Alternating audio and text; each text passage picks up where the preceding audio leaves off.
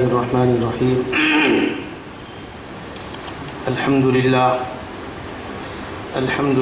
رب العالمین والصلاة والسلام علی سید الانبیاء والمرسلین وعلی آلہ واصحابہ اجمعین اما بعد فقد قال رسول اللہ صلی اللہ تعالی علیہ وسلم لا تزال طائفة من امتی قائمین علی الحق منصورین من اللہ لا یضرهم من خذلهم او کما قال صلی اللہ علیہ وسلم۔ محترم بزرگوں، آج کا یہ آپ کا انتہائی اہم اور بامقصد اجلاس جس عنوان پر منعقد ہوا ہے اور ابھی آپ جس موضوع پر غیرت ایمانی میں ڈوبی ہوئی اور حمیت ایمانی سے بھرپور باتیں سماعت فرما رہے تھے، میں شروع کے 10-5 منٹ چند باتیں اسی سلسلے میں مزید عرض کر دوں تاکہ آپ حضرات کے ذہن میں موضوع کی اہمیت پہلے سے بیٹھے اور توجہ کے ساتھ بات سنی جائے۔ ہمارے یہاں جن کمیوں کی وجہ سے فتنوں کو جگہ ملتی ہے، پانی بہہ کر کدھر جاتا ہے؟ چڑھائی پر کہ ڈھال پر؟ آپ کے ہاں پانی چڑھتا ہے اوپر کہ ڈھال میں جاتا ہے؟ تو آپ کا مکان نیچے کیوں ہے؟ اگر آپ نے روڈ سے 1 فٹ اونچا مکان رکھا ہوتا پانی کبھی آپ کے گھر میں نہ آتا۔ آپ کا مکان نیچے ہے اور پانی گھر میں آ کر بھر رہا ہے، پھر آپ فریاد کر رہے ہیں کہ میرے مکان میں پانی کیوں بھر رہا ہے؟ ایک مسلمان اپنی شرافت، اپنی مروت میں اس حد تک گر جائے کہ اس کے پیغمبر کی شان میں گستاخی ہو اور اس کو احساس نہ ہو، قرآن کے بارے میں گستاخی ہو اور ایمان نہ جاگے، تو پھر وہ اپنے ایمان کے بارے میں غور کرے کہ ایمان کہتے کس کو ہے پھر؟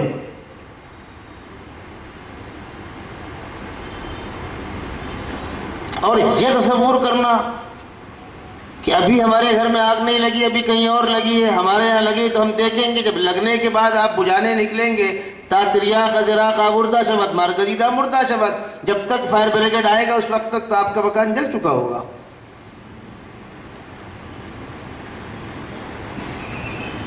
ہمارے یہاں اس قسم میں کوئی فتنہ نہیں ہے، لہذا ہمیں کچھ کرنے کی ضرورت نہیں ہے۔ کیڑے مار دوا کب ماری جاتی ہے؟ کیڑا لگنے کے بعد یا پہلے؟ اگر آپ کیڑے لگنے کا انتظار کریں گے اس کے بعد دوا ماریں گے تو وعدہ کھا کر جائے گا۔ آخر کیا وجہ ہے کہ یہ شخص بیٹھا ہے اورنگ آباد میں، بمبئی میں کامیاب کیوں نہیں ہو پا رہا؟ اس کو حیدرآباد کیوں زرخیز علاقہ نظر آ رہا ہے؟ کچھ فرق ہے؟ یہ پونا میں کیوں نہیں آ رہا؟ ناگپور میں کیوں نہیں آ رہا؟ مالیگاؤں میں کیوں نہیں آ رہا؟ بھیونڈی میں کیوں نہیں آ رہا؟ بمبئی میں کیوں نہیں آ رہا؟ کوشش وہاں بھی کر رہے ہیں، ایسا نہیں خاموش بیٹھے، کوشش وہاں بھی کر رہے ہیں، لیکن وہاں کیڑے مار دوا کا چھڑکاؤ ہو رہا ہے، مچھروں کا اسپرے استعمال ہو رہا ہے، اس لیے مچھر وہاں سے ہٹ کر جہاں نہیں ہے وہاں پناہ لے رہے ہیں۔ اس قسم کے فتنے کیوں پیدا کیے جاتے ہیں؟ کچھ دنوں پہلے ایک شخص کو نبی بنا کے کھڑا کیا گیا، اور اگر زندگی وفا کرے گی، میرے الفاظ نوٹ کر لیجئے، یاد رکھیے، یہ شخص بھی آئندہ چل کر دعوی نبوتی کرنے والا ہے، اس لیے کہ روٹ وہی ہے۔ مرزا غلام احمد قادیانی بھی اسی روٹ پہ چل رہا تھا، اور ان کا خود کچھ نہیں ہے۔ میں ابھی بیٹھے بیٹھے کتابچہ دیکھ رہا تھا، اس میں کچھ سوالات کے جوابات دیے گئے ہیں، ان کا خود کچھ نہیں ہوتا، ان کو فارمیٹ بنا کے دیا جاتا ہے، ان کے نام سے وہ شائع ہوتا ہے۔ آپ کو بتلاؤں، جب میں دارالعلوم دیوبند میں پڑھ رہا تھا،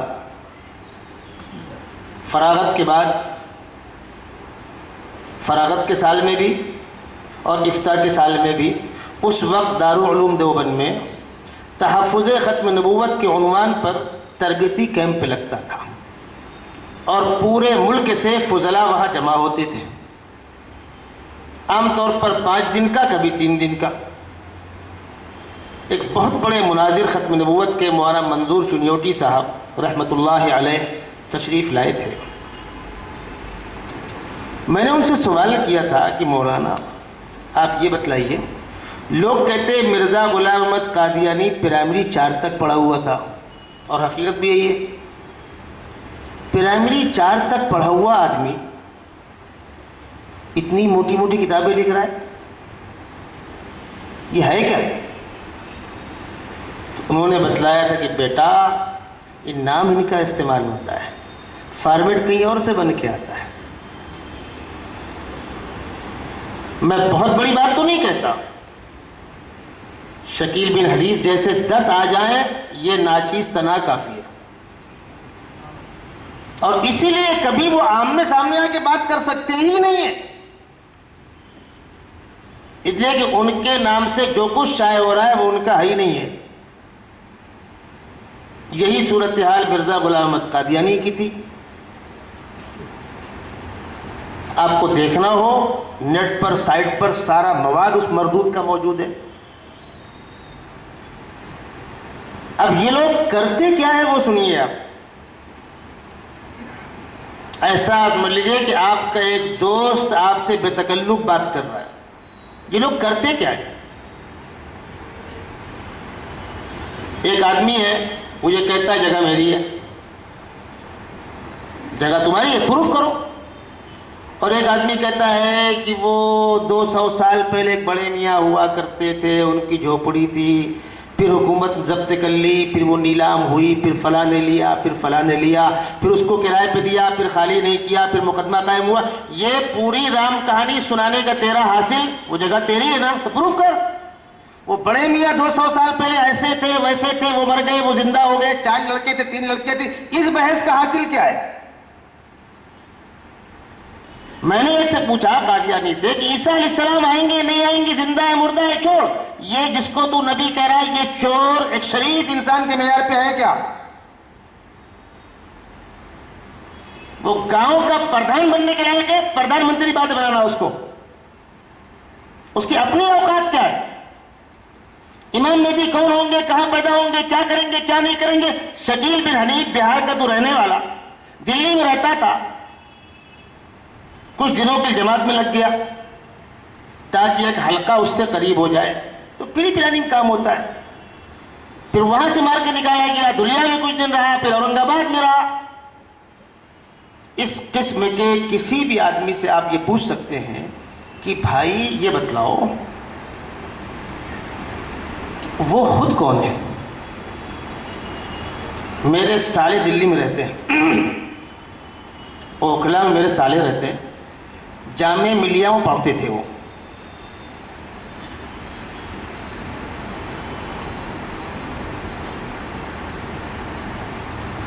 ان کا میرے پاس فون آیا کہ ہمارے یہاں ایک آدھ نوجوان آتے ہیں رات میں اور وہ مجھ سے کچھ بہکی بہکی باتیں کرتے ہیں۔ تو میں نے پوچھا کیا کہتے ہیں وہ؟ تو ان کی باتوں سے ایسا لگا کہ وہ قادیانیت کا پرچار کر رہے ہیں۔ تو میں نے اپنے سالے سے کہا کہ اب کی جب وہ آئیں گے تو بولنا ہے ساری بحثیں چھوڑو، عیسیٰ علیہ السلام کون تھے، آسمان میں گئے، کیوں اتریں گے نہیں اتریں گے، قرآن کی آیت کا کیا مطلب، حدیث کا کیا مطلب، وہ سب چھوڑو یار، یہ بتلاؤ یہ مرزا چورکٹ یہ کون تھا؟ ایسی پوچھنا اس سے، وہ چٹا کون تھا؟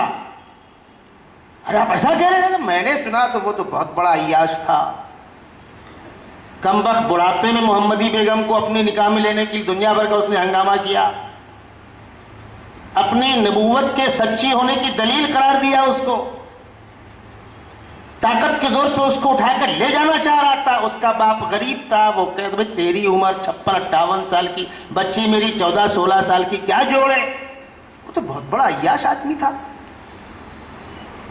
میں نے کہا دوبارہ وہ آئے گا نہیں، وہ لاکھ کہے قرآن میں یہ لکھا، وہ سب بات کی باتیں، پہلے بتلاؤ وہ تھا کون؟ جیسے ہی آپ یہ پوچھیں گے وہ کون، فائل وہیں بند ہو جائے گی، دلائل میں آپ کیوں پڑھتے ہیں؟ اور جو زیادہ دماغ کھائے سیدھا اس کو علماء کے پاس لائیے۔ یہ جو دن آپ کو دیکھنا پڑ رہا ہے بڑی تلخ حقیقت ہے، لیکن مجھے کہنے میں کوئی تکلف اور تحمل نہیں ہے، یہ علماء سے دوری کا نتیجہ ہے، اور اس قسم کے پروگرام نہ ہونے اور نہ کرانے اور نہ ہونے دینے کا نتیجہ ہے۔ اگر اس قسم کے پروگرام ہوتے رہیں گے، کیڑے مار دواؤں کا چھڑکاؤ ہوتا رہے گا، کیڑا کبھی نہیں لگے گا۔ میں نے آپ سے کہا نا، آخر کیا وجہ ہے کہ بیٹھا ہے مہاراشٹر میں، وہاں دال کیوں نہیں گلتی؟ ہمارے سماج میں کچھ لوگ ایسے ہوتے ہیں جن کو سیدھے سیدھے چلنا گوارا نہیں ہے۔ آپ دیکھا ہوگا نا، بہت سے بائک والے یوں چلتے ہیں، وہ ان کو پسند ہی نہیں سیدھا جانا۔ ہمارے سماج میں ایک بڑا طبقہ ہے نوجوانوں کا جن کو سیدھا سیدھا پسند نہیں۔ دین پر عمل کریں،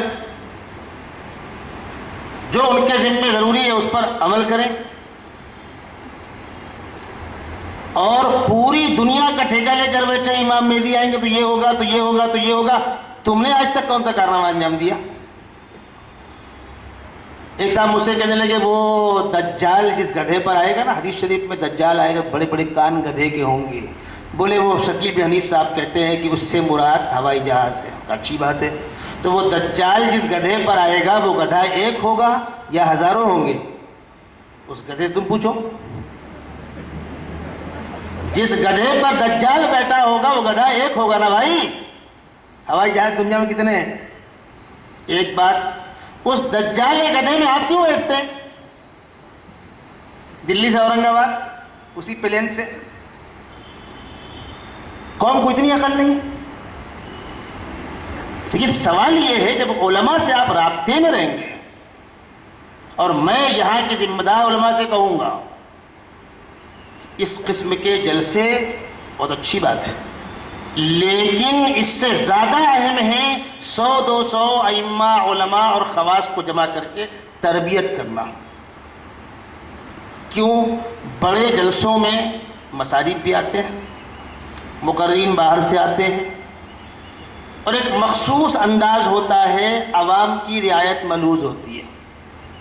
تربیتی پروگرام میں کہنے والا اپنی بات پوری قوت سے کہتا ہے، اور سننے والا جو نہیں سمجھتا وہ پوچھتا بھی ہے، سوال و جواب بھی ہوتے ہیں، کتابوں کے حوالے بھی ہوتے ہیں، قلم کاغذ لے کے لوگ بیٹھتے ہیں، اس لیے کہ کسی بھی موضوع پر، وہ فرق باطلہ کا موضوع ہو یا اسلامی معلومات کا موضوع ہو، سیرت کا موضوع ہو، اسلامی تاریخ موضوع ہو، فقہ موضوع، کوئی بھی موضوع ہو، جب تک آپ کو یہ نہیں معلوم ہوگا کہ یہ چیز ملے گی کہاں، اس وقت تک آپ آگے نہیں بڑھ سکتے۔ یہ ٹاپک کس جگہ ملے گا، کن کتابوں میں ملے گا، کیا پڑھنا کیا نہیں پڑھنا۔ میں مثال دوں آپ کو، ہمارے یہاں ایسے نوجوانوں کی کمی نہیں ہے جو کہتے ہیں مولانا فلانی چیز شریعت میں ہم کو ملی ہی نہیں۔ بہت سے مل جائیں گے آپ کو، شریعت میں نہیں ہے، قرآن میں نہیں ہے، حدیث میں نہیں ہے، مجھے کہیں نہیں ملا۔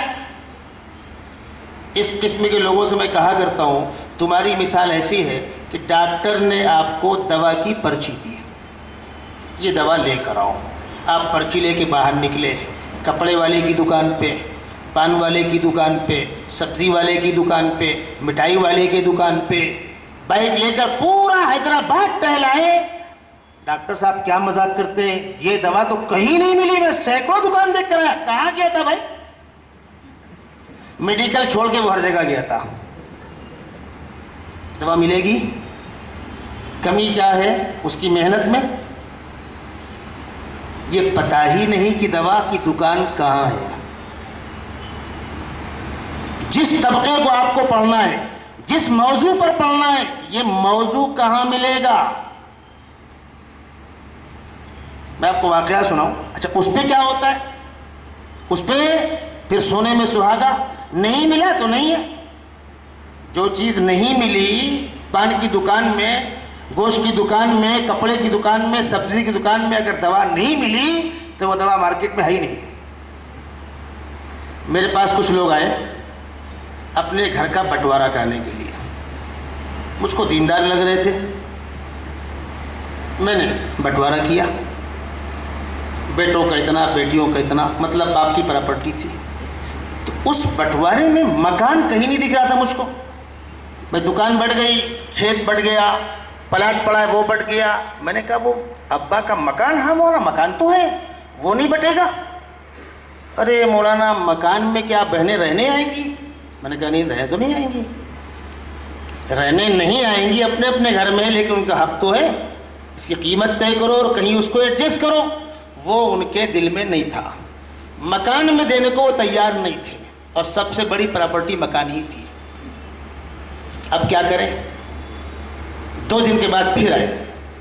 کہنے لگے مولانا وہ ہمارے ماموں جو ہیں، ذرا علماء کرام توجہ سنیں، اس وقت مجتہدین کی داستان. ہمارے ماموں جو ہیں قرآنی علوم کے بہت بڑے ماہر ہیں، اسلامی اسکالر ہیں، قرآن کے ایکسپرٹ ہیں. انہوں نے بتلایا کہ رہائشی مکان میں بچی کا حصہ مجھے پورے قرآن میں کہیں نہیں ملا. تو میں نے کہا ماموں سے پوچھنا وہ مکان ملا کہ نہیں.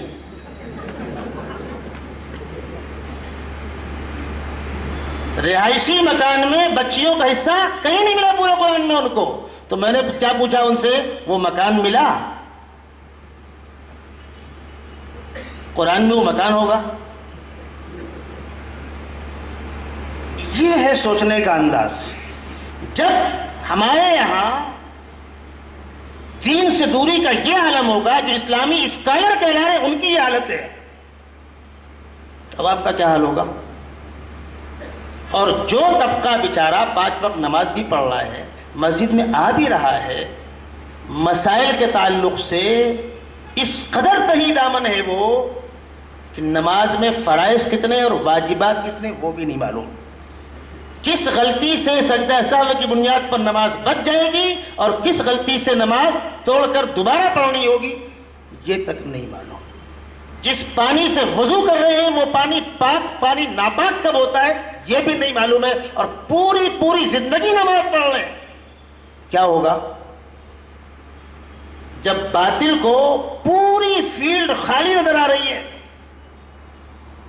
تو جس بچے کو ذرا سا ان کو لگا کہ یہ بھولا بھالا ہے، اللہ رسول کے نام پر سر جھکا دے گا، اس کے کندھے پہ ہاتھ رکھا. اس میں ہمارے وہ ساتھی بھی شکار ہو جاتے ہیں جو دعوت میں وقت لگائے ہوئے جماعت میں. وہ بیچارے ان کا دل نرم ہے، پہلے زندگی ان کی کسی اور میدان میں گزر رہی تھی، اب ذرا سا مسجد کے ماحول میں آئے، روئے دھوئے، دل نرم ہوا اور دین پر عمل کرنے کا مزاج بنا. بالکل موم ہے وہ. اب ان کو اچھا یہ لوگ ایک کام اور بھی کرتے، یہ اپنے ساتھیوں کو وقت لگواتے پھر انہی کو ذریعہ بناتے. خود شکیل بن حنیف نے باقاعدہ لمبا وقت دیا جماعت کے اندر. کیوں؟ تاکہ اس طبقے میں اس کی انٹری ہو سکے. اور پھر وہ ان ساتھیوں کو آہستہ صورتحال یہ ہے کہ جب پانی سر سے اوپر ہو جاتا ہے تب گھر والوں کو معلوم ہوتا ہے. اس باطل فتنے کو سمجھنا اور اس کا علاج کرنا. انشاءاللہ آپ بہت تفصیلی گفتگو مولانا انیس آزاد بلگرامی صاحب سے سنیں گے. میں تو آپ کو بالکل بے تکلفانہ ماحول میں آپ کا مزاج بنا رہا ہوں. جس طریقے سے کھانے سے پہلے سمجھدار عورتیں چنا پاپڑ تل دیتی ہیں، کھانے کا موڈ بنے گا. میں آپ کو اس قسم کے جلسوں کی اہمیت، اس میں شرکت کرنا اور توجہ کے ساتھ سننا، اس کا آپ کا مزاج بنا رہا ہوں. ایک مجلس میں ساری باتیں نہیں ہو پاتی. امام مہدی جو آخری دور میں اس اہم منصب کو سنبھالیں گے، اس وقت ہوگا کیا؟ اس بات کو مجھے آپ کو سمجھانا ہے. اور عیسیٰ علیہ السلام آسمان سے دوبارہ اتریں گے تو خداوند قدوس نے اٹھایا کیوں اور اتارے گا کیوں؟ کم سے کم یہ بات تو کلیئر ہو. باقی انشاءاللہ آپ سنتے رہیں گے، بہت سنا اور سنیں گے. یہ 2-3 اہم باتیں میں آپ کے سامنے کھول کر بیان کرنا چاہتا ہوں.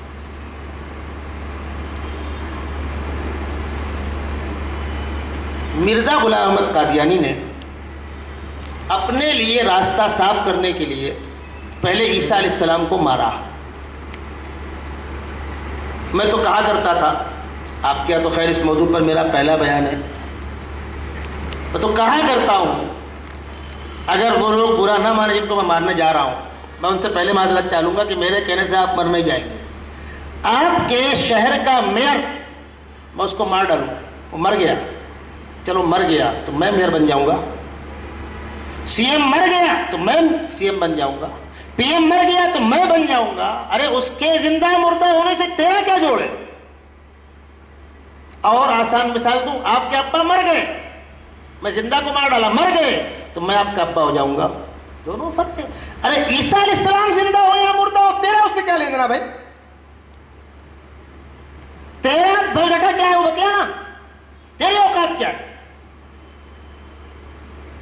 حضرت مہدی کون ہوں گے، کہاں آئیں گے، کیا کریں گے، چھوڑو اس کو. تم کون؟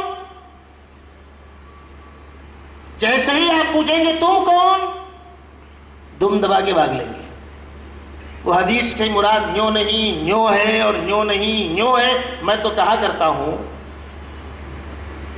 آپ لوگوں نے جانور پالے ہوں گے نا، پاڑا ہوتا ہے نا، پاڑا یا بچھوا، اس کی رسی جتنی لمبی ہوگی اتنا حیران کرے گا، جتنی چھوٹی ہوگی اتنا قابو رہے گا. اس سے اتفاق کرتے ہیں آپ؟ باطل کی رسی لمبی مت کیجیے ورنہ آپ کو ٹہلائے گا. باطل کی رسی 1 فٹ کی، بس کھوٹا اور سر اگل بغل میں اور سر کے اوپر ڈنڈا، یہ ہے اس کا علاج. ہماری غلطی یہ ہے کہ ہم باطل کو لمبی نہیں کھلاتے. بھائی ہمارا روٹ طے، ہماری ایمان کی حدیں طے ہیں، ہمارے دلائل طے ہیں، ہمارے اصول طے ہیں، اور باطل یہاں سے بھاگتا ہے، وہاں سے بھاگتا ہے، وہاں سے بھاگتا ہے. اس کو پکڑنے کی آپ کوشش نہ کریں، پیچھے سے 2 لاٹھی دے ہوئے اس کو کمبر جہاں جانے کا ہے، پھر دیکھیے کیسا بھاگتا ہے وہ. مرزا غلام احمد قادیانی نے اپنے آپ کو نبی ثابت کرنے کے لیے جو گل کھلائے تھے، میں تفصیل میں نہیں جاؤں گا، اختصار کے ساتھ. اس نے ایک تو یہ ہنگامہ کیا کہ نبوت اللہ کی نعمت ہے، انبیاء کرام کا دنیا میں آنا اللہ کی نعمت، اس سے کس کو انکار ہے؟ نبوت سراپا نعمت ہے. تو یہ نعمت امت سے کیوں چھینی جا رہی بھائی؟ اس کے لوگ جاہل عوام میں آ کر یہاں سے انٹری کرتے تھے. نبوت نعمت ہے، ہاں نعمت ہے، تو اس کو ختم ہونا چلنا، تو آپ کیا کہیں گے ہونا ہے. اب سنیے، وہ نعمت ہے نا، ہاں نعمت ہے. تو سیدنا محمد صلی اللہ علیہ وسلم پر آ کر وہ نعمت مکمل ہوئی ہے یا چھین کر امت کو محروم کر دیا گیا ہے؟ قرآن نے کیا کہا؟ قرآن نے کہا الیوم اکملت لکم دینکم. جس دین کا آغاز سیدنا آدم علیہ السلام سے ہوا تھا، اس کی تکمیل سیدنا محمد صلی اللہ علیہ وسلم پر ہوئی ہے. ختم نبوت انقطاعی نعمت نہیں ہے، سلبی نعمت نہیں ہے، تکمیل نعمت ہے. اب میں آپ سے پوچھتا ہوں، آپ کے بچے نے قرآن پاک حفظ کرنا شروع کیا، 2 پارے 10 پارے 20 پارے 25 28 29 30. جس دن بچے کا قرآن مکمل ہوا تو آپ جا کے جھگڑا کرنے پہنچ جائے حافظ جی کے پاس. حافظ جی بس کیوں؟ وہ تو ہونا ہے 31 32 33 30 پر، بس کیوں؟ تو کیا کہیں گے حافظ صاحب؟ مکمل ہو گیا بھائی. آپ نماز پڑھتے ہیں، نماز نعمت ہے، روحانیت ہے، نورانیت ہے، تو 2 رکعت پہ سلام کیوں؟ 4 رکعت پہ سلام کیوں؟ پڑھتے رہو 5 6 8 10، رکتے کیوں؟ اس دلیل کے لیے کسی قرآن کی آیت کی ضرورت نہیں ہے، کسی حدیث کی ضرورت نہیں ہے. علماء کی صحبت درکار ہے. کہتے ہیں نا 100 کڑھے 100 پڑھے اور 1 کڑھا. 100 پڑھا اور 1 کڑھا. کڑھو علماء کی صحبت میں بیٹھیے, باطل کا مزاج سمجھیے. جب اس سے پوچھا گیا یہ بتلا اچھا سیدنا محمد صلی اللہ علیہ وسلم پر نبوت مکمل ہوئی, تیرے پیٹ پہ درد ہو رہا ہے, نہیں قیامت تک چلتی رہنا. چل بھائی چلتی رہنا. تو کہتا ہے وہی صحیح. اب ایک سوال کا جواب دو. پچھلے انبیاء کرام کے ہاں نبی کے بعد نبی, نبی کے بعد نبی, نبی کے بعد نبی, ان میں سے کوئی آخری نبی نہیں تھا, اسی لیے ان کے ہاں خلیفہ نہیں ہوتے تھے. پچھلے انبیاء کرام کے ہاں خلافت نہیں ہے, خلافت حضور کے ہاں ہے. وہاں خلافت نہیں تھی, سیدنا محمد صلی اللہ علیہ وسلم کیا خلافت ہے. اور تیرا دعویٰ کیا ہے کہ آخری نبی نہیں ہونا, قیامت تک چلتا رہنا, تو پھر تیرے بعد خلیفہ کیوں ہے؟ ارے بشیر الدین پہلا خلیفہ ہوا کہ نہیں ہوا؟ اس وقت جو مردود بیٹھا ہے لندن کے اندر, وہ چوتھا خلیفہ ہے کہ نہیں ہے؟ وہ یہ خلافت کہاں سے آ گئی؟ اس کا مطلب تو یہ کہنا چاہتا ہے خاتم النبیین سیدنا محمد صلی اللہ علیہ وسلم نے تو ہے. ہم اتنا ہی پوچھنے کے لائق نہیں اس کے لوگوں سے, اتنی موٹی سی بات پوچھنے کے لائق نہیں ہے ہم, اتنا بھی کرنے کے لائق نہیں ہے. گھر کا دروازہ کھول کر آپ سوتے ٹھنڈی ہوا کھانا ہے, اور چور گھسا تو بولے چور چوری کر لے گیا. تالا توڑا تھا نہیں, کنڈی کاٹی تھی نہیں, پھر آیا کیسے؟ دروازہ کھلا تھا نا. جب دروازہ ہی کھلا چھوڑ کے سونا ہے تو پھر چور کا شور کیوں کرتے ہو؟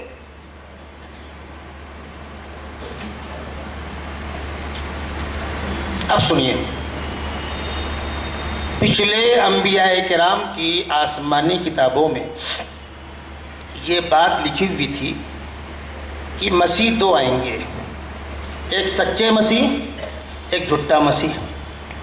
سچے مسیح جو ہے وہ ابن مریم ہے, اور جھوٹا مسیح جو ہے وہ جو بعد میں آئے گا. جب عیسیٰ علیہ السلام نے نبوت کا اعلان کیا تو جو مخالفین تھے یہودی, انہوں نے عیسیٰ علیہ السلام کو جھوٹا مسیح کہا. اب سیدھی بات ہے, جب جھوٹا مسیح ہے تو اس کی مخالفت ہونی چاہیے. ان کی مخالفت ہوئی, شدید مخالفت ہوئی. ان کے خلاف رومی حکومت میں کیس کیا گیا, نظم و نسق واتاورن بگاڑ رہے ہیں, نقض امن کا کیس. ان کی وجہ سے خطرناک دنگا ہو جائے گا, خون خرابہ ہو جائے گا. عیسیٰ علیہ السلام کے خلاف پھانسی کا فیصلہ کروا لیا. یہ فیصلہ ہوا جمعہ کے دن. یہودیوں کے ہاں سنیچر کا دن محترم ہے, عیسائیوں کے ہاں اتوار کا دن محترم ہے, ہمارے یہاں جمعہ کا دن محترم ہے. یوم السبت ان کے یہاں چھٹی کا دن ہے. جمعہ کے دن دوسرے وقت پھانسی کا فیصلہ ہوا.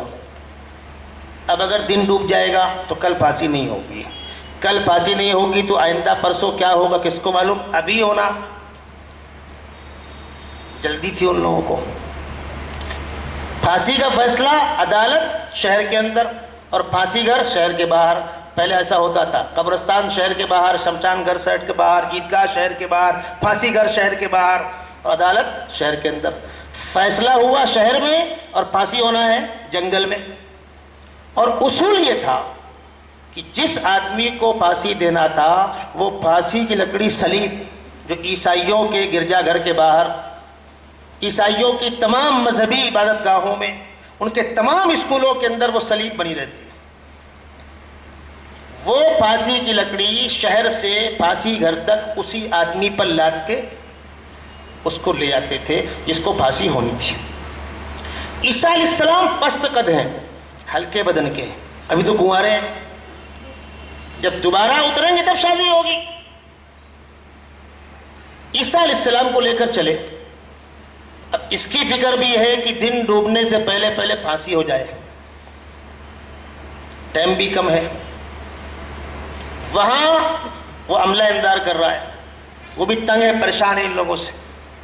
عیسیٰ علیہ السلام کو لے کر چل رہے ہیں, وہ آہستہ آہستہ چل رہے ہیں. تو ایک شخص جو ان کو پھانسی دلانے میں بہت پیش تھا, اس نے کہا ایک کام کرو, یہ لکڑی لے کے میں آگے بڑھتا ہوں, تم ان کو لے کر آؤ. جب وہ لکڑی وہاں پہنچے گی تو وہ لوگ اپنے اندامات شروع کریں گے پھانسی کے. وہ لے کے آگے آگے گیا, پیچھے پیچھے مجمع آ رہا ان کو لے کر. اس اسٹاف نے اس کو لیا, لکڑی اس سے لی, وہ سمجھے آ گیا مجرم آگے آگے, اور اسی کو پھانسی پر ٹانگا. کس کو؟ جو لکڑی لے کر گیا تھا. عیسیٰ علیہ السلام پیچھے آ رہے ہیں. اب اس نے شور کرنا چاہا تو کون سنتا ہے اس کی؟ 2-4 کمپٹ مارے اور ٹانگ دیا پھانسی پہ اس کو. کمبا پوری امت کو حیران کر رکھا ہے. اب پھانسی پر ٹنگنے کے بعد جو نشان رہی ہوگی ان کے یہاں, جھنڈا لہرانا, پڑاکا داغنا, لائٹ جلانا, جو بھی ہوگا, پھانسی کی نشانی اوپن کر دی گئی. اب مجمع نعرے تکبیر اللہ اکبر, انقلاب زندہ باد, مقصد میں کامیاب ہو گئے. ہوا کیا؟ جب وہ لوگ عیسیٰ علیہ السلام کو لے کر قریب پہنچے تو خداوند قدوس نے فرشتے کو بھیج کر عیسیٰ علیہ السلام کو زندہ آسمان پہ اٹھا لیا, اور وہ شخص جو بدتمیزی کر رہا تھا وہ پھانسی پہ چڑھ گیا. اب جب پھانسی سے فارغ ہونے کے بعد جشن منا چکے تو اپنا مین آدمی کہاں ہے؟ کنوینر, آرگنائزر, سارے پروگرام کا ذمہ دار. بھائی وہ جو آدمی آگے آگے آیا تھا لکڑی لے کے, وہ کہاں ہے؟ کہا وہ ٹنگا ہے نا. تم نے کس کو ٹانگا؟ جو لکڑی لے کر آیا. ارے وہ نہیں تھا تو ہمیں کیا معلوم. اچھا تو پھر اگر یہ ہمارا آدمی ٹنگا تو عیسیٰ کہاں ہے؟ نہیں وہ تو عیسیٰ ہی ہے, ہمارا آدمی کہاں ہے؟ ایک آدمی کم ہوا نا. اس کو قرآن نے کہا وما قتلوہ وما صلبوہ ولکن شبہ لہم, نہ قتل کرنے میں کامیاب ہوئے, نہ سولی پہ چڑھانے میں کامیاب ہوا, گتھی الجھ کے رہ گئی. اگر قرآن نے اس کی وضاحت نہ کی ہوتی قیامت تک گتھی نہ کھلتی. قرآن نے کہا وما قتلوہ یقینا بل رفعہ اللہ الیہ, اللہ نے عیسیٰ علیہ السلام کو زندہ آسمان پہ اٹھا لیا. اب یہاں پر وہ کیا کہے گا قادیانی یا وہ جیسے لوگ کہ وہ رفع روحانی ہے؟ ایک جواب پہلے سے آپ کو دوں ایک دم آسان. سیدنا محمد صلی اللہ علیہ وسلم معراج میں گئے, لوٹ کر آ کے آپ نے معراج کے حالات بتلائے تو مکے والوں نے شور کیا. اگر وہ معراج روحانی تھی, جسمانی نہیں تھی, خواب تھا, تو ہنگامہ کیوں ہوا؟ ارے میں خواب بتلاؤں کہ میں کل امریکہ گیا تھا, میں سویا روضہ اقدس پہنچ گیا, حرم شریف پہنچ گیا, خانہ کعبہ میری نگاہوں کے سامنے تھا, تو آپ کہیں جھوٹ بولتے ہو, بدتمیز نالائق, اعتراض کریں گے آپ. بھئی خواب میں آدمی کی جا سکتا ہے. اگر اللہ کے نبی کا وہ سفر جسمانی نہیں تو شور کس بات کا تھا؟ اگر عیسیٰ علیہ السلام کو جسم کے ساتھ نہیں اٹھایا گیا تو قرآن یہ کیوں کہہ رہا ہے وَكَانَ اللَّهُ عَزِيزًا حَكِيمًا؟ صفت عزیزیت کیوں بیان کی جا رہی ہے؟ بل رفعہ اللہ الیہ وکان اللہ عزیزا حکیما, اللہ ہر چیز پر قادر ہے. اٹھا لیا اللہ نے عیسیٰ علیہ السلام کو. اب انتظار کرو دوسرے پلیئر کا, جو جھوٹا مسیح آئے گا. سیدھی بات ہے, جن لوگوں نے عیسیٰ علیہ السلام کو جھوٹا مسیح کہا تھا وہ اس کو کیا کہیں گے؟ سچا مسیح. اسی انتظار میں جب یہ دوسرا والا نمودار ہوگا تو خداوند قدوس پہلے اتار دیں گے. اب لو دونوں آمنے سامنے, ابھی فیصلہ ہوتا ہے کون سچا کون جھوٹا. عیسیٰ علیہ السلام کے ہاتھوں دجال کو قتل کرائیں گے, فیصلہ ہو جائے گا. عیسیٰ علیہ السلام کو اس لیے آسمان پہ اٹھایا گیا. عیسیٰ علیہ السلام کوئی نئے نبی نہیں ہے, نبوت کا اعلان کر چکے, کتاب ان پہ انجیل بائبل اتر چکی, ان کے ماننے والی امت عیسائی نصارہ موجود ہیں. کوئی دھوکہ نہ دے. سیدنا محمد صلی اللہ علیہ وسلم کے بعد کوئی نیا نبی رسول نہیں آنے والا. عیسیٰ علیہ السلام تو پہلے سے نبی ہے, نئے تو نہیں ہے. یہ پس منظر ہے عیسیٰ علیہ السلام کے آسمان میں اٹھائے جانے کا اور نزول کا. دجال کب ظاہر ہوگا؟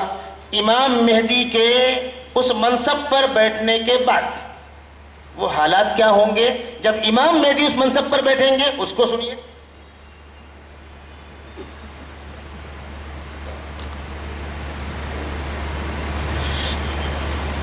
حدیث شریف میں آتا ہے کہ حجاز کا حکمراں جنگ کرتے ہوئے شام کے علاقے میں شہید ہو جائے گا. اب اللہ جانے اس میں کتنا وقت باقی ہے. جو حالات اور جو خاکہ بتلایا گیا ہے، چند باتوں کو چھوڑ کر تقریباً سارے حالات قریب قریب وہیں پہنچ رہے ہیں۔ اللہ ہماری آپ کی سب کی حفاظت فرمائے، ایمان کی بھی، جان و مال کی بھی۔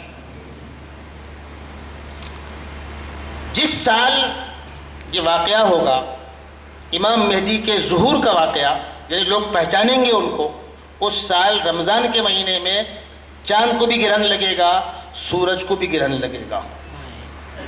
امام مہدی سادات میں سے ہوں گے، اور سادات میں سے حسنی سید ہوں گے۔ حضرت حسن رضی اللہ تعالی عنہ جو حضرت علی کے بڑے صاحبزادے تھے، سیدنا عثمان غنی رضی اللہ تعالی عنہ کی شہادت کے بعد جو حالات پیدا ہوئے، اور حضرت علی رضی اللہ تعالی عنہ کے نہ چاہنے کے باوجود، پوری ذمہ داری کے ساتھ کہہ رہا ہوں، نہ چاہنے کے باوجود باطل طاقتوں نے اور باطل سازشوں نے ان کو کبھی حضرت عائشہ کے سامنے لائے کھڑا کر دیا، کبھی حضرت امیر معاویہ کے سامنے کھڑا کر دیا، اور وہ بیچارے کرتے رہے، تڑپتے رہے، کسی طرح مصالحت ہو جائے اور مسلمانوں کا آپس میں خون نہ بہے۔ حتیٰ کہ جنگ جمل میں جب حضرت طلحہ شہید ہوئے ہیں اور بہت صحابہ کرام شہید ہوئے ہیں، تو حضرت علی نے حضرت طلحہ کے ہاتھ کو اٹھایا اور چوما، اور بلک بلک کر رو رہے تھے اور کہہ رہے تھے، خدا بندہ تو گواہ رہنا، میں اس خون کا ذمہ دار نہیں ہوں، میں بیزار ہوں۔ اور جب آپ کو شہید کیا گیا، آپ پر حملہ کیا گیا، تو آپ نے اپنے بڑے بیٹے حسن سے کہا تھا، اگر میرے بعد امت تم کو خلیفہ منتخب کرے گی تو کسی بھی قیمت پر حضرت معاویہ سے مصالحت کر لینا۔ اب انہوں نے وہی کیا، اس کی آپ تفصیل بار بار سنتے رہتے ہیں، یہ تفصیل کا موقع نہیں۔ خلیفہ بننے کے بعد امت کی خاطر، امت کا خون نہ بہے، اتنی بڑی قربانی پیش کی۔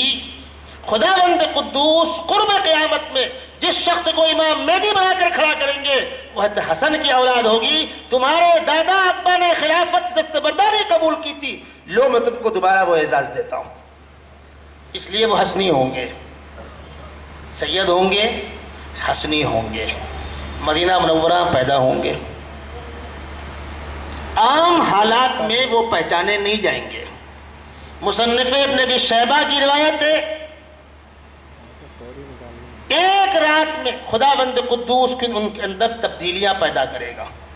ایک طرف حجاز کا والی شہید ہو جائے گا، عرب کا بادشاہ، امت بغیر کسی امیر، بغیر کسی خلیفہ کے ہوگی، اور ہر طرف سے باطل یلغار کر رہا ہوگا، باطل کی یلغار میں شہید ہوں گے، وہ امت بے چین ہوگی۔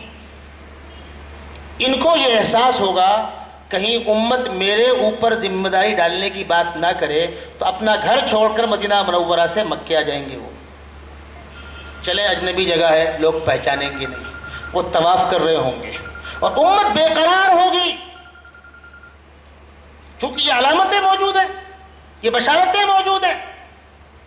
وہ لمبے قد کے ہوں گے، خوبصورت ہوں گے، حضرت حسن رضی اللہ تعالیٰ عنہ کے ہم شکل ہوں گے، اور بڑے جری ہوں گے، زبان میں ہلکی سی لکنت ہوگی، وہ طواف کر رہے ہوں گے۔ حدیث شریف میں آتا ہے کہ ایک رات میں خداوند قدوس ان کے اندر وہ تمام صلاحیتیں پیدا کر دے گا، اور ان کا علم لدنی ہوگا۔ جب آپ اس موضوع پر تحقیق کی دنیا میں اتریے گا تو آپ کو بخاری، مسلم، ترمذی، مصنف عبدالرزاق، مصنف ابن ابی شیبہ، مسند احمد، حدیثوں کا ذخیرہ بھرا پڑا ہوا ہے۔ یا یہ مسئلہ ہی نہیں ہے کون مانے گا کون نہیں مانے گا، میں اپنے لوگوں سے بات کر رہا ہوں، ضرورت پڑے گی حوالے پیچھے موجود ہیں۔ اس وقت امت بے قرار ہوگی، اور طواف کرتے ہوئے اولیاء اللہ ان کو پہچان لیں گے، نام پوچھیں گے، ولدیت پوچھیں گے، محمد نام ہوگا، باپ کا عبداللہ نام ہوگا، اور بعض لوگوں نے یہاں تک کہا ہے کہ ماں کا نام آمنہ ہوگا۔ مدینہ منورہ کے ہوں گے، سادات خاندان کے ہوں گے، امت پہچان لے گی تو امت فریاد کرے گی، کہ اب امت کی نیا کو آپ ہی کھے کر پار لگائیے. وہ انکار کریں گے. بہت غور سنیے گا. جو واقعتاً مہدی ہوں گے وہ مہدیت کا پمفلٹ نہیں بانٹ رہے ہوں گے.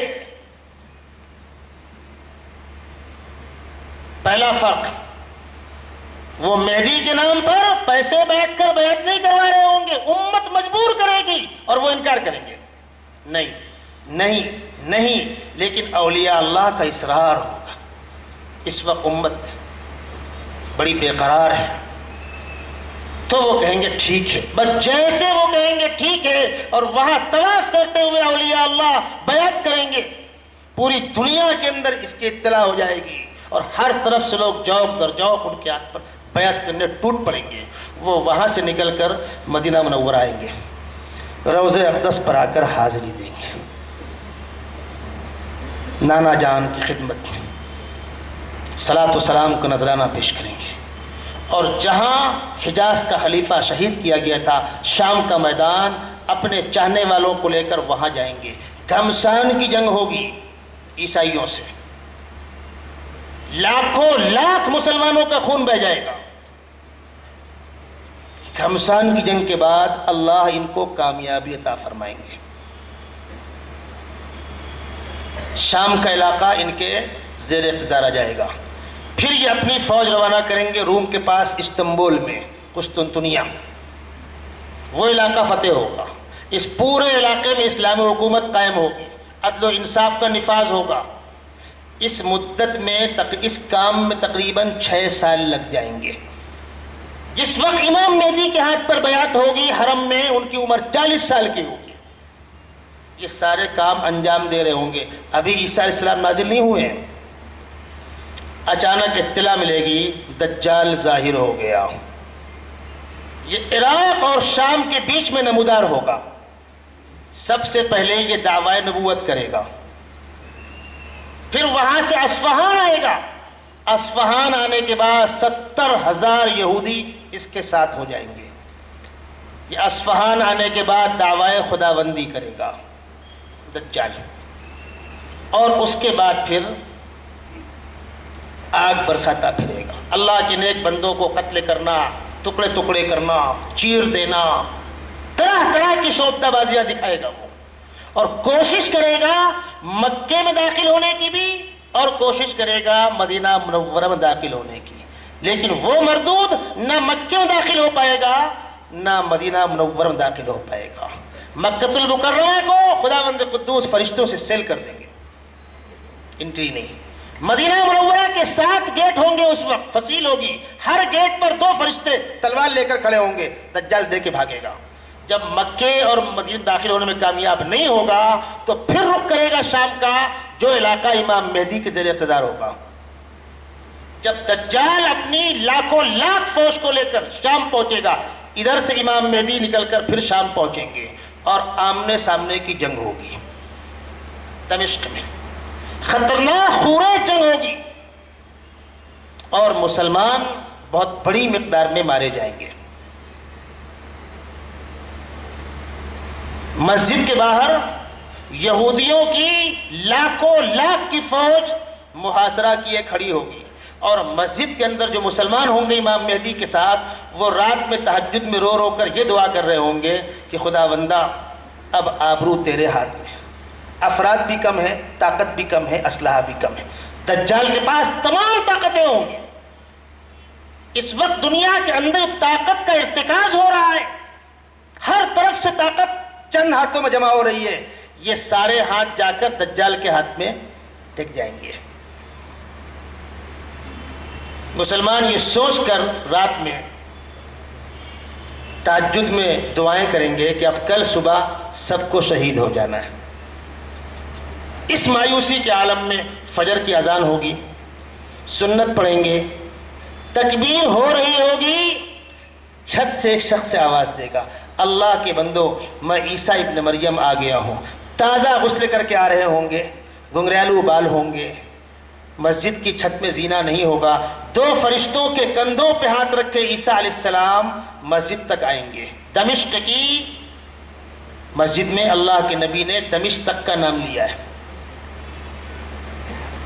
منار بیضا دمشق کا مشرقی علاقہ، وقت آئے گا تو لوگ پہچان لیں گے کون سی مسجد، سیڑھی لگا کے ان کو اتاریں گے۔ جیسے عیسیٰ علیہ السلام آئیں گے تو امام مہدی اشارہ کریں گے آئیے آپ نماز پڑھائیے۔ عیسیٰ علیہ السلام فرمائیں گے نہیں، یہ تکبیر آپ کے لیے کہی جا رہی تھی اور امت محمدیہ کا احترام یہ ہے کہ آپ ہی نماز پڑھائیے، آپ امت محمدیہ کے فرد ہیں، میں پچھلی امت کا فرد ہوں۔ مسلم شریف کی روایت ہے کیف انتم اذا نزل فیکم ابن مریم وامامکم منکم۔ نماز ہوگی، عیسیٰ علیہ السلام امام مہدی کے لشکر کو ساتھ میں لے کر فرمائیں گے دروازے کھولو۔ دجال اس انتظار میں ہوگا کہ اب مسلمان باہر نکلیں اور ان کو ہم چبا ڈالیں۔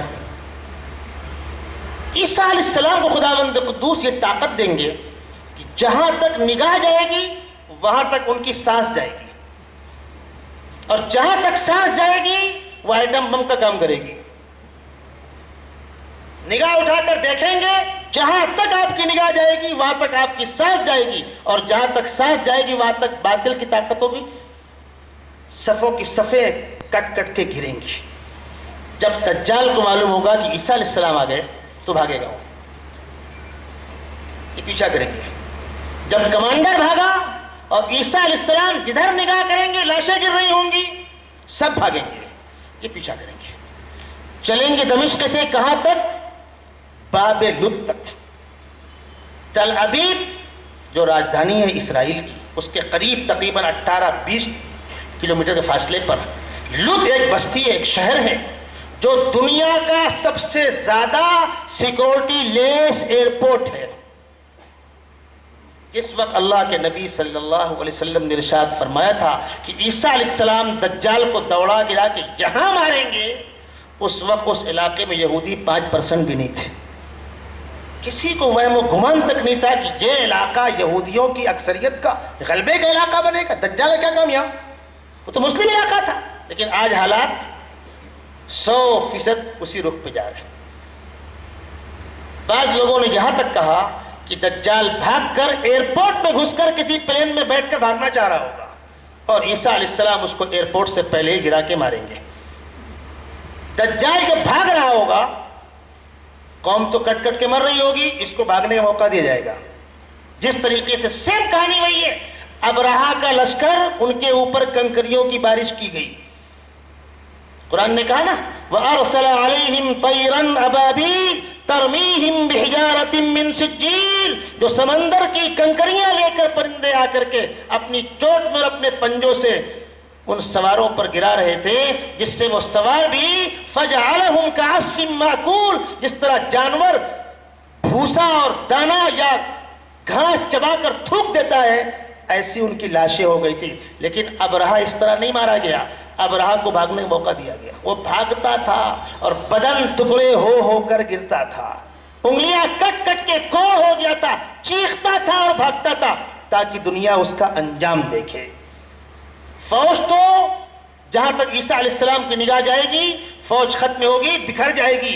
عیسیٰ علیہ السلام دجال کا پیچھا کریں گے، دنیا دیکھے جو دعوی خداوندی کر رہا تھا، اور تم عیسیٰ ابن مریم کو دجال کہہ رہے تھے، سچے وہ ہیں، دجال یہ ہے۔ دوڑا گرا کے ماریں گے۔ حدیث شریف میں آتا ہے جس طریقے سے پانی میں نمک پگھلتا ہے، اس طرح وہ پگھل پگھل کے چھوٹا ہو رہا ہوگا۔ اگر عیسیٰ علیہ السلام اس کے سینے پر چل کر خنجر نہ بھی پیوست کرے تو گھل گھل کے مر جاتا۔ دجال مارا گیا۔ اب جو فوجیں اس کے ساتھ تھیں، اب ان کو لگے گا ارے سچے مسیح تو وہ تھے جو اب آئے۔ ہم مسلمان بہت توجہ کے ساتھ سنیے، اتنا بڑا المیہ ہے، دنیا کی آنکھوں میں دھول جھونکی ہے یہودیوں نے۔ عیسیٰ علیہ السلام کا جتنا شاندار تذکرہ اور تعارف قرآن میں ہے، اتنا شاندار تذکرہ بائبل میں نہیں ہے۔ عیسیٰ علیہ السلام کی والدہ کا جتنا عمدہ تذکرہ قرآن میں ہے، انجیل میں نہیں ہے۔ قرآن نے عیسیٰ علیہ السلام کا دفاع کیا ہے۔ یہودیوں نے ان کو حرام کی اولاد کہا تھا، ان کی والدہ کو نعوذ باللہ زانیہ کہا تھا، ان کو زنا کی اولاد کہا تھا۔ قرآن نے مختلف موقعوں پر جواب دیا. اور سیدنا محمد صلی اللہ علیہ وسلم سے کچھ لوگ بحث کرنے آئے تھے. جب سمجھا کر ہم اپنی زبان میں کہے کہ ہم تک گئے, تو پھر قرآن نے جواب دیا کہ جگر تھام کے بیٹھو, اب میری باری آئی. خدا کہہ رہا ہے کہ عیسیٰ علیہ السلام کو ہم نے قدرت کی نشانی بنا کر پیدا کیا. جب عیسیٰ علیہ السلام کی پیدائش کا قرآن تذکرہ کر رہا ہے سورہ مریم کے اندر, وَاذْكُرْ فِي الْكِتَابِ مَرْيَمَ إِذِ انتبذت مِنْ أَهْلِهَا مَكَانًا شَرْقِيًّا, اس کے بعد فرشتہ آتا ہے اور وہ پھونک مارتا ہے, وہ پوچھتی ہیں کیسے ہوگا کیسے ہوگا, تو فرشتے نے جواب دیا قَالَ كَذَلِكَ قَالَ رَبُّكِ هُوَ عَلَيَّ هَيِّنٌ, دنیا اس کی محتاج ہوگی, ہم اس کے محتاج نہیں ہیں. ہم بچے کی پیدائش میں باپ کے محتاج نہیں ہیں. کیوں کر رہے ہیں ایسا؟ لَجَعَلَهُ آیَةً لِلنَّاسِ وَرَحْمَةً مِنَّا وَكَانَ أَمْرًا مَقْضِيًّا, ہم نشانی بنا کر پیش کرنا چاہ رہے ہیں. لیکن مرغے کی ایک ٹانگ, یہودیوں کی ایک ہی بات, بغیر باپ کا جو بچہ ہو وہ حرام کا. میں حرامی نہیں کہنا چاہتا, بہت نازک موقع ہے یہ, احترام کے ساتھ کہہ رہا ہوں. وہ تو کمبخت خود بھی کہتے تھے جو بچہ بغیر باپ کے ہو وہ حرام کا. تو قرآن نے کہا اچھا یہ معیار ہے آپ کا, تو جگر تھام کے بیٹھو. عیسیٰ علیہ السلام کے یہاں صرف باپ نہیں ہے تو وہ حرام کیوں ہو گئے؟ اور آدم علیہ السلام کے تو نہ ماں ہے نہ باپ ہے, وہ کیا ہوئے؟ تم سب انہی کی اولاد تو ہو. ان مثل عیسیٰ عند اللہ کمثل آدم خلقہ من تراب ثم قال له کن فیکون. اب بولو, جواب قرآن نے دیا. تو عیسیٰ علیہ السلام کا تو ہم آج بھی احترام کرتے ہیں, کل بھی احترام کرتے ہیں. ہم تو ان کی آمد کے منتظر بھی ہیں. ہمارے پیغمبر نے ان کا تذکرہ کیا, تعارف کرایا, اور وہ جب اتریں گے تو شریعت محمدیہ مطابق عمل کرائیں گے. ہمارا کوئی جھگڑا ہی نہیں ان سے. جھگڑا دو قوموں کا ہے, یہودیوں کا عیسائیوں کا. یہودیوں نے عیسائیوں کو بلیک میل کر رکھا ہے. اگر اسی حقیقت کو آشکارا کر دیا جائے کہ تمہارے عقیدے کے مطابق عیسیٰ علیہ السلام کو پھانسی کس نے دی, ہم کہتے ہیں پھانسی نہیں ہوئی, قتل نہیں ہوا. تم کہتے ہو اپنی قوم کے لیے کفارہ بن کر پھانسی میں ٹنگ گئے. دی کس نے پھانسی؟ یہودیوں نے. تو تمہارے پیغمبر کے جو قاتل ہیں ان کو آپ گود لے کے بیٹھے ہوئے ہو. امریکہ, برطانیہ, فرانس, جرمن, ان سے ہم پوچھتے ہیں جو تمہارے پیغمبر کے قاتل ہیں تم ان کو گود لے کے بیٹھے ہو. یہ ہے تمہاری غیرت ایمانی. عیسیٰ علیہ السلام جب دجال کو قتل کر دیں گے تو اس وقت دنیا کے سارے عیسائی ان کے ہاتھ پر کلمہ پڑھ لیں گے. ہم تو ان کو پہلے سے سچا نبی مانتے ہیں, کوئی مسئلہ ہی نہیں. ہاں دوبارہ اتریں گے, نبی ہو کے نہیں اتریں گے. کیوں؟ سیدنا محمد صلی اللہ علیہ وسلم کی آمد کے بعد اب پچھلے کسی نبی کی تعلیمات پر عمل نہیں ہوگا. سورج نکل آیا, اب کسی تارے کی روشنی سے استفادہ نہیں ہوگا. قرآن نے آپ کو سراج منیر کہا ہے. ما كان محمد ابا احد من رجالكم ولكن رسول یا ایھا النبی انا ارسلناک شاہدا ومبشرا ونذیرا وداعیا الی اللہ باذنہ وسراجا منیرا. آپ سراج. بچے یہودی یا تو مارے جائیں گے یا تائب ہوں گے.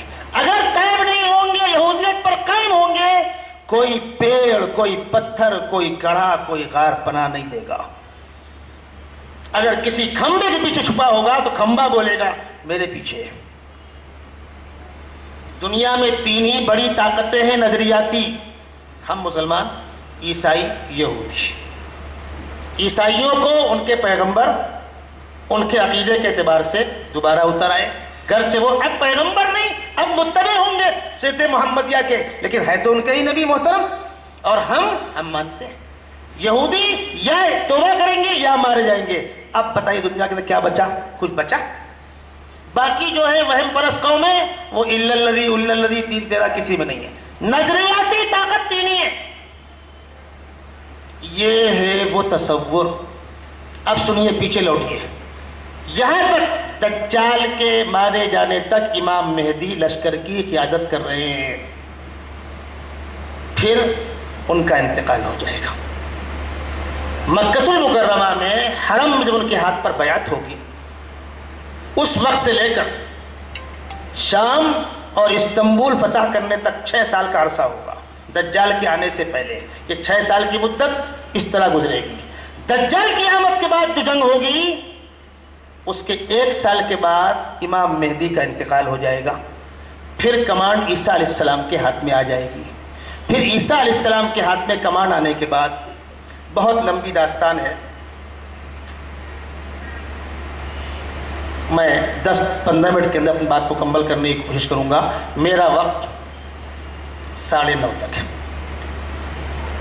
عیسیٰ علیہ السلام جب دجال کو قتل کر دیں گے اب نکلے گی وہ مخلوق کون سی جس کو قرآن نے کہا ہے کہ جس طریقے سے چیونٹیاں بل سے نکلتی ہیں یاجوج ماجوج حتی اذا فتحت یاجوج و ماجوج وہم من کل حدب ینسلون. اتنی بڑی مقدار میں ہوں گے اتنی بڑی مقدار میں ہوں گے وہ سارے انسان 10% اور یاجوج ماجوج 90%. اللہ کی شان اللہ کی قدرت. وہ عیسیٰ علیہ السلام کے لشکر پر حملہ آور ہوں گے. عیسیٰ علیہ السلام اپنے لشکر کو لے کر کوہ طور پہ آ جائیں گے. آمنے سامنے کا مقابلہ نہیں کریں گے. وہ دنیا میں جہاں سے گزرتے نکلیں گے. مورخین نے کئی رائے اپنائی ہے. ایک مضبوط رائے یہ ہے کہ وہ شمال مشرق سے نکلیں گے. مشرق کا شمالی علاقہ اور اسی خطے میں ذوالقرنین گئے بھی تھے. سکندری باندھی تھی. وہ ایک الگ تفصیل ہے. وہ آئیں گے جس آبادی سے گزریں گے اس کو تہس نہس کر دیں گے. جس دریا سے گزریں گے پانی پیے ختم کر دیں گے. عجیب تماشا کریں گے وہ. عیسیٰ علیہ السلام دعا کریں گے پروردگار ان سے ہماری حفاظت فرما. یہ دعا قبول ہوگی. ان کے بدن میں ایک پھنسی نکلے گی طاعون جیسی. سب مر جائیں گے. اب وہ اربوں خربوں انسان مر گیا دفن کون کرے؟ کفن کہاں سے آئے؟ لاشیں سڑیں گی. یہ مصیبت دنیا کے اندر سڑن پھیلے گی. عیسیٰ السلام دوبارہ دعا کر پروردگار ان سے ہم کو نجات دے. تو خداوند قدوس آسمان سے پرندوں کو اتاریں گے. لمبی گردن والے عنقا پرندے جو کچھ تو ان کو کھا لیں گے اور باقی کو ٹانگ ٹانگ کر دریاؤں میں اور کھاڑیوں میں پھینک دیں گے. وہ پرندہ کتنا بڑا ہوتا ہے معلوم ہے؟ جب وہ دنیا میں کبھی ہوتا تھا جس طریقے سے چڑیا آ کر پتنگے کو ٹوٹ میں دبا کے اڑ جاتی ہے وہ ہاتھی کو ٹوٹ میں دبا کے اڑ جایا کرتا تھا. وہ پرندے اتریں گے. ان کی لاشوں گھسیٹ گھسیٹ کے دریاؤں پھینک دیں گے. اب جو خون بہ رہا ہے اس کا کیا ہوگا؟ پھر خداوند قدوس تیز بارش نازل کریں گے. سب دھل کر بہ کر دریاؤں پانی چلا جائے گا. اس مصیبت سے بھی جان چھوٹی.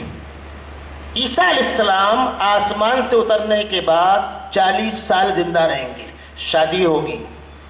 اپنی عمر پوری کریں گے. پوری دنیا میں امن و امان ہوگا. اب کوئی خرافات کوئی دجال کچھ نہیں. پھر ان کا انتقال ہوگا. اللہ کے نبی صلی اللہ علیہ وسلم جہاں آرام فرما رہے ہیں روضہ اقدس میں 4 قبروں کی جگہ ہے. 3 بھر چکی ہے ایک خالی ہے. اللہ کے نبی صلی اللہ علیہ وسلم تھوڑا نیچے ابوبکر صدیق پیر کے پاس عمر فاروق. ایک جگہ خالی ہے. وہ 4تھی سیٹ کس کے لیے ہے؟ عیسیٰ علیہ السلام کی. وہ وہاں دفن ہوں گے. اس کے بعد پھر کچھ دنوں اچھے برے حالات رہیں گے. اس کے بعد حالات بگڑیں گے. پھر اللہ کے نیک بندے دنیا سے اٹھا لیے جائیں گے اور قیامت آئے گی. یہ ہے وہ صاف ستھرا اسلامی تصور. اب رہے یہ لوگ اس قسم کے لوگ جس کی خاطر یہ مشاعرہ منعقد کیا گیا ہے. ان کا علاج صرف اتنا ہے کہ آپ ان سے ان کی اوقات پوچھیں. اور جو آپ کو بہکاتا ہے اس مجمع کے نوجوانوں جو بھی ہو اس کو صرف ایک بات بولو بھائی ہمارے علماء ہمارے بلانے پر آتے ہیں. وہ بھی آئے گا کیا؟ وہ حجلہ عروسی سے باہر نکلیں گے حضرت. امام مہدی کو امت جب مہدی مانے گی تو وہ کیا کسی ایسی روم بیٹھیں گے؟ وہ جنگ کو نکلیں گے. تم بھی نکلے کہیں. وہ سادات میں سے ہوں گے. وہ مجاہد ہوں گے. میں اپنی زبان نہیں گندی کرنا چاہتا. آپ نے سنا ہوگا کہاں راجہ بھوج کہاں بھونجا تہلی کہاں وہ امام مہدی. اللہ کے نبی کے خاندان کا ایک صالح نوجوان جس کو خداوند قدوس علم لدنی عطا فرمائیں گے، خصوصی اپنا علم بغیر کسی استاد سے پڑھے ہوئے، اور جن کی پوری زندگی جود مسلسل سے معنون ہوگی، ایک دن قرار سے نہیں بیٹھیں گے وہ، اور تم باطل طاقتوں کے ایجنٹ۔ لیکن ان باتوں میں کوئی وزن نہیں ہے اگر ہم نے اپنی ذمہ داری کو محسوس نہیں کیا۔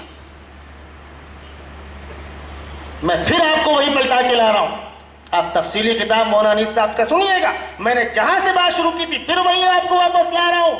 کیڑے مار دوا نہ مارنے کا انجام ہے یہ۔ اب لگے کیڑے، مارو دوا، آدھا کھا کر جائے گا۔ آپ نماز پڑھتے رہیے، آپ تلاوت کرتے رہیے، اگر عقائد سے آپ نہ واقف ہیں تو کوئی بھی انگلی پکڑ کے آپ کو کہیں لے جائے گا۔ میں مثال دیا کرتا ہوں، جنگل میں پاڑا ہوتا ہے 4 کنٹل کا، شیر ہوتا ہے 1 کنٹل کا، کون کس کو مارتا ہے؟ پاڑا شیر کو مارتا ہے کہ شیر پاڑے کو مارتا ہے؟ اس لیے کہ پاڑے کے پاس علاوہ گھاس کھانے کے دانت کے اور کچھ نہیں ہے، نہ نوکدار دانت ہے نہ پنجہ ہے، اور شیر کے پاس دونوں ہیں۔ باطل کے پاس نوکدار دانت بھی ہے، پنجے بھی ہیں، اور آپ 5 کنٹل کے پاڑے ہیں، آپ کو مرنا ہی مرنا ہے۔ جب تک آپ علماء سے رابطہ قائم کر کے اپنے عقائد درست نہیں کریں گے، مسائل نہیں سیکھیں گے، علماء سے مربوط نہیں ہوں گے، اس وقت تک باطل کا مقابلہ بہت دور کی بات ہے، آپ باطل کو سمجھو گے ہی نہیں، آپ اکرام نہیں دیں گے، آپ محبت میں ہی گھمائیں گے اور کام ہوتا رہے گا۔ اللہ تبارک و تعالی امت کو سمجھ نصیب فرمائے۔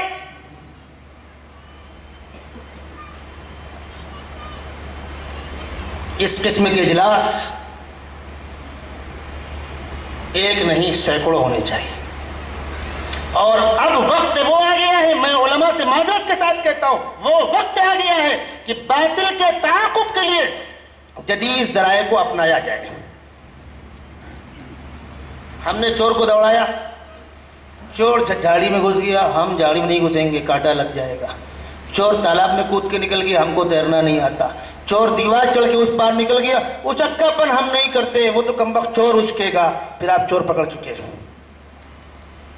ایک وقت تھا کہ باطل منطق و فلسفے کے عنوان سے آ رہا تھا، وہ منطق و فلسفہ جس کو اسلامی تعلیم کے ساتھ شامل کرنے میں لوگ قباحت محسوس کر رہے تھے، لیکن وہ کتاب داخل کور سے کی گئی۔ کیوں؟ جب تک باطل کو سمجھیں گے نہیں، اس وقت تک باطل کا جواب کیسے دیں گے؟ آج باطل جن راستوں سے آ رہا ہے، اسلامی حدود میں رہتے ہوئے، اور یانیت نہیں، گندگی نہیں، فحاشی نہیں، لیکن تقابل کے لیے اور تعاقب کے لیے جدید ذرائع کے اپنانے میں قباحت محسوس نہ کی جائے۔ اللہ تبارک و تعالی ان علماء کرام کو بہترین صلہ عطا فرمائے، منتظمین کو، معاونین کو، اور آپ حضرات اپنا قیمتی وقت فارغ کر کے آئے، یقیناً آپ یہاں سے بہت کچھ لے کر جائیں گے۔ میرے بعد جن مقرر صاحب کو آپ سننے جا رہے ہیں، میرے استاد ہیں، وہ میں نے بعضی کتابیں پڑھی ہیں ان سے، مولانا صدیق صاحب کے مدرسے میں پڑھا انہوں نے، ہمارے والد صاحب کے وہ شاگرد ہیں، اور بعض کتابوں میں ان کا شاگرد ہوں۔ جب مجھے یہ معلوم ہوا کہ مولانا انیس صاحب آ رہے ہیں، مجھے بے حد خوشی ہوئی، اور جب مولانا کو معلوم ہوا کہ میرا چھوٹا بھائی آ رہا ہے، مولانا کو بے حد خوشی ہوئی۔ آپ نے بہت صحیح انتخاب کیا ہے، اور انشاءاللہ آپ مولانا کو بھرپور سنیے، اور اس قسم کے اجلاس بار بار منعقد کیجیے۔ میں نے جہاں سے اپنی بات شروع کی تھی وہیں پر ختم کر رہا ہوں۔ ان باطل فتنوں کو سمجھنے کے لیے علماء سے قریب ہوئیے، مربوط ہوئیے، آپ کے پاس وسائل ہیں، پیسے ہیں، آپ علماء کو اس قسم کے پروگرام کرنے میں مالی تعاون بھی کیجئے، افرادی تعاون بھی کیجئے، علماء سے جڑ کے رہیں گے، انشاءاللہ باطل دور دور نہیں آئے گا، اور علماء سے آپ کٹے، دریا کا جو قطرہ دریا سے باہر نکلا وہ دریا نہیں، فرد قائم ربط ملت سے ہے تنہا کچھ نہیں، موج ہے دریا میں اور بینو دریا کچھ نہیں۔ علماء سے آپ کٹے، دریا سے آپ باہر آ گئے، پھر باطل آپ کو کس طرح نچائے گا؟ اللہ ہماری آپ کی حفاظت فرمائے۔ وآخر دعوانا الحمد للہ رب العالمین۔